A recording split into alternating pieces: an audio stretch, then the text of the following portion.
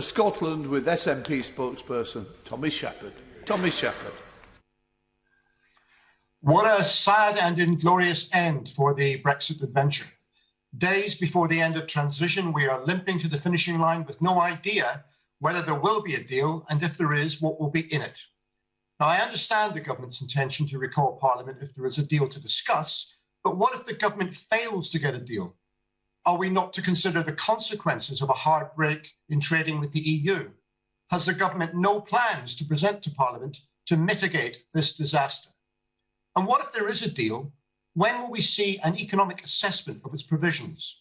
When will the devolved administrations be consulted on the many areas within their purview? And how on earth are members seriously expected to digest and analyse 1,600 pages of text? Isn't the truth, Mr. Speaker, that the government is preparing to railroad through a grubby little deal using its majority to avoid scrutiny? And Mr. Speaker, this is the season of goodwill, and I wish you, the leader, and all members a happy Christmas. But it is also a time to reflect on the big changes of 2020. This is a year in which support for this government evaporated in England. And in Scotland, this is the year in which the long-standing majority of people who have been opposed to the Tories for 70 years have coalesced around the prospect of independence. You know, I like to keep the House updated on Scottish public opinion.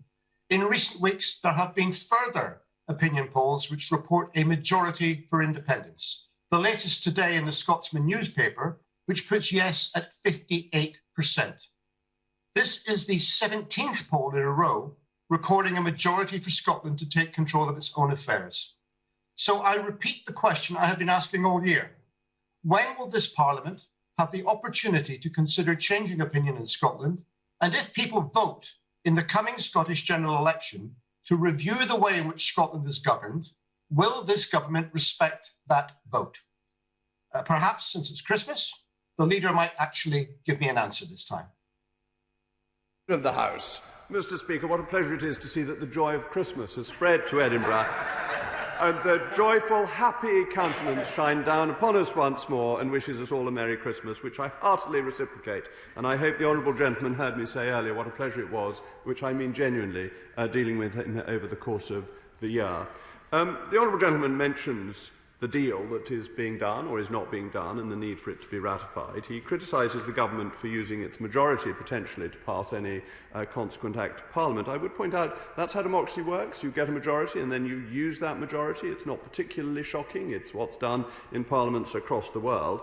And as my right honourable friend, the Prime Minister, pointed out, it's going to be a great opportunity for Scotland. He pointed out that Mrs Sturgeon is going to have more fish than she could eat in a lifetime because we will have control of our fishing waters. Indeed, I think they're going to need to get a bigger boat in Scotland to collect all this fish that is essential.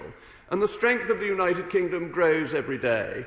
Have we not just heard that Aberdeen Council wants to separate from Edinburgh? It wants to avoid the machinations of the SNP, the failures of the SNP, the failures in education, the failures in policing, the failures in the health service in Scotland, led by the SNP. So what is Aberdeen saying?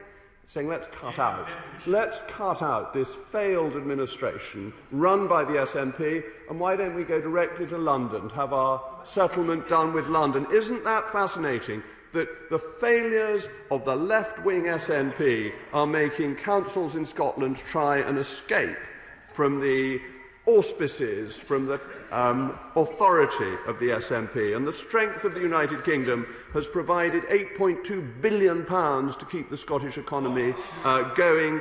Together as one country, one group of taxpayers have helped every part of the country with a depth, a strength, a thoroughness that would not be possible if they were separated. And when they had a vote, a real vote, not a sort of gossip with an opinion pollster, but they went to a polling station and put a cross in a box. How did they vote? They voted to remain part of the United Kingdom. Of that we should be proud and delighted, and we should celebrate, and we should have an extra glass at Christmas to celebrate the one United Kingdom.